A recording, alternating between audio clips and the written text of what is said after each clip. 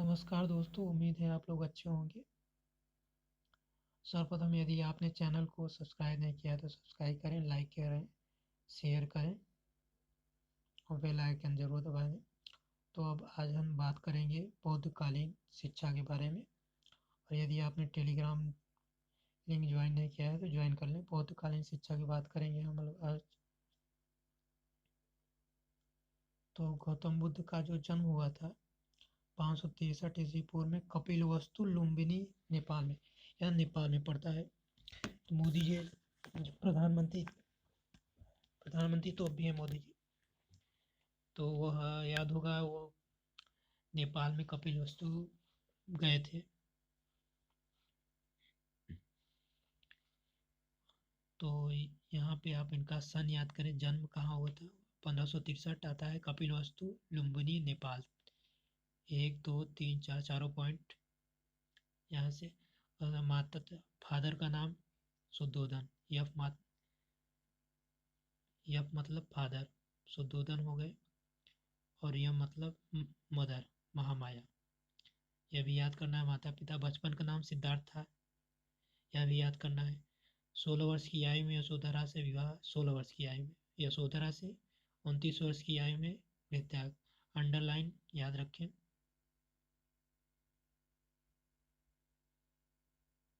और 6 वर्ष की आयु, 6 वर्ष की तपस्या।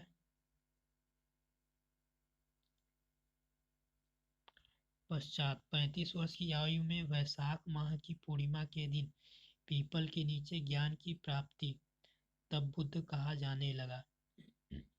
6 वर्ष की तपस्या इन्होंने की। 35 वर्ष की आयु में वैशाख माह की पूर्णिमा के दिन, किस दिन? वैशाख माह की पूर्णिमा के दिन कहाँ पे? पीपल के नीचे ज्ञान प्राप्त हुई, तब जाके इन्हें बुद्ध कहा गया।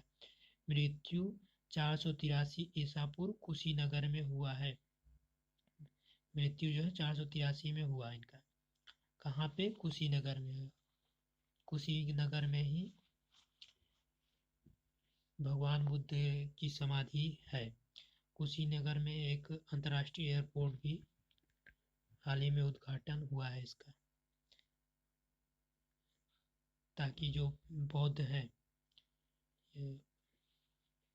पूर्वी भारत की तरफ से म्यांमार थाईलैंड इधर से जो बौद्ध है वह महात्मा बुद्ध के दर्शन के लिए डायरेक्ट एयरपोर्ट से कुशीनगर आ सके।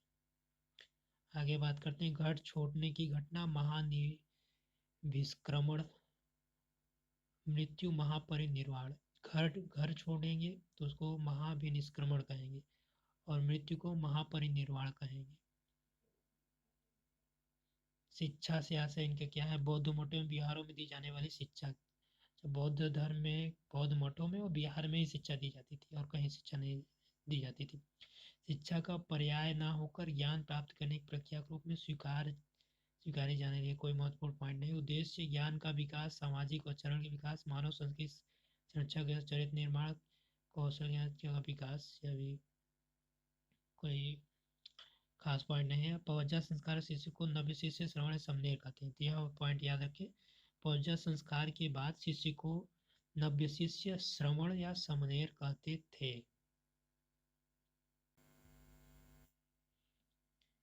शिक्षा का बौद्ध शिक्षा में तो प्राथमिक शिक्षा निःशुल्क थी, उच्च शिक्षा सशुल्क थी। तो शिक्षा की संरचना 3 भाग में थी, एक प्राथमिक शिक्षा, उच्च शिक्षा, विश्व शिक्षा। तो प्राथमिक शिक्षा, तो यहाँ से देखिए आप, प्राथमिक शिक्षा बौद्ध काल में दी जाती थी, उच्च शिक्षा भी दी जाती है, विश्व शिक्षा भी दी जाती थी। प्राथमिक शिक्षा 6 से 12 वर्ष सभी के लिए थी और उच्च शिक्षा 12 से 25 वर्ष तक के लिए, विश्व शिक्षा 8 वर्ष तक की अवधि के लिए।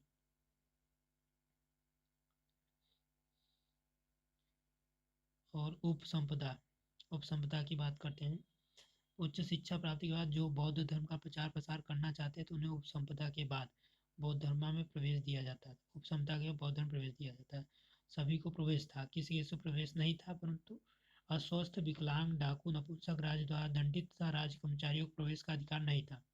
सभी पढ़ सकते थे बौद्ध धर्म में, लेकिन जिन्हें नहीं पढ़ सकते थे, अस्वस्थ, विकलांग, इन सबको पढ़ने का अधिकार नहीं था। तो अब बात करते हैं श्रवण समनेर। प्राथमिक शिक्षा में प्रवेश की आयु 6 वर्ष थी।